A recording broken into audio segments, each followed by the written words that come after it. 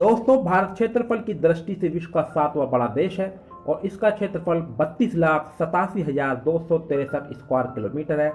और जनसंख्या की दृष्टि से आज भारत का विश्व में पहले स्थान बन चुका है। जी हाँ, चाइना को पछाड़कर पिछले साल 2023 में भारत विश्व का पहला देश बन चुका है। इस वक्त भारत की पॉपुलेशन 140 करोड़ से ज़्यादा है। यहाँ पर सैकड़ों तरह के त्यौहार मनाए जाते हैं और हजारों तरह की परंपराएं भी मनाई जाती है। यही भारत की खूबसूरती है, यही इसकी सुंदरता है कि यहाँ विविधता में एकता है। उन्हीं में से एक परंपरा का जिक्र करने में जा रहा हूँ, जो कि बहुत ही विचित्र परंपरा है। जी हाँ, आज के इस मॉडर्न जमाने में जहाँ पर लड़कियाँ एक से बढ़कर एक कपड़े पहनकर घर से निकलती है, तो वहीं पर दूसरी ओर एक गांव की परंपरा ऐसी भी है कि जहाँ पर आज भी लड़कियां नंगी रहती है, निर्वस्त्र रहती है। जी हाँ दोस्तों, आज भी आपने सुना होगा कि कई स्थानों पर जब लड़की की शादी हो जाती है तो वह पहले सावन महीने में अपनी ससुराल नहीं जाती, अपने मैके में ही रहती है।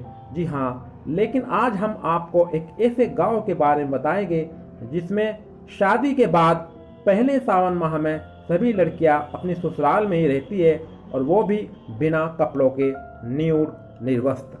और वो ऐसा करती है सावन माह के आखिर के 5 दिनों तक, लास्ट 5 डेज तक वे तन पर कोई कपड़ा नहीं पहनती है।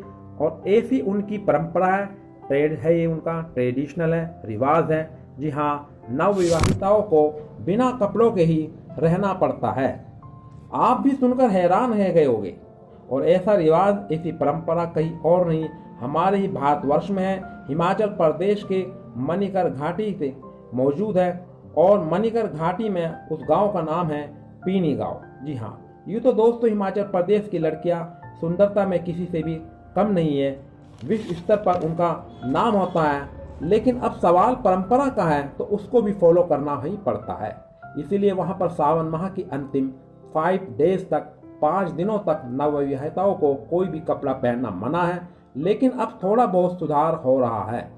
अब कुछ औरतें थोड़ा बहुत कपड़ा पहनने लगी है, लेकिन वह इतना बारीक होता है कि उससे उनका शरीर पूरी तरह से नहीं ढक पाता, और वह फिर भी निर्वस्त्र ही नजर आती है। जी हाँ, फिर भी वो निर्वस्त्र ही नजर आती है। और ऐसी परंपरा, ऐसा रिवाज उनकी हजारों सालों से चला आ रहा है। इन 5 दिनों तक वे पूजा पाठ करती है, और उनके पतियों को भी पत्नी से दूर रहकर भक्ति में लीन होना पड़ता है। इस दौरान उनके पति और पत्नी दोनों शराब, मीट, मछली से बहुत दूरी बनाकर चलते हैं, और ऐसा उनकी अपनी परंपरा का एक हिस्सा है। और एक ज़रूरी बात यह भी है कि इन 5 दिनों में बाहर का कोई भी आदमी वहां पर जाकर उनसे मिल भी सकता है, उनसे बात कर सकता है, उनको देख सकता है। इसके लिए कोई भी पाबंदी नहीं है। तो दोस्तों, कैसी लगी आज की वीडियो? है नहीं अजीब विचित्र जानकारी?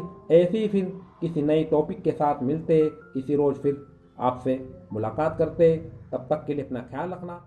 ओके, जय हिंद।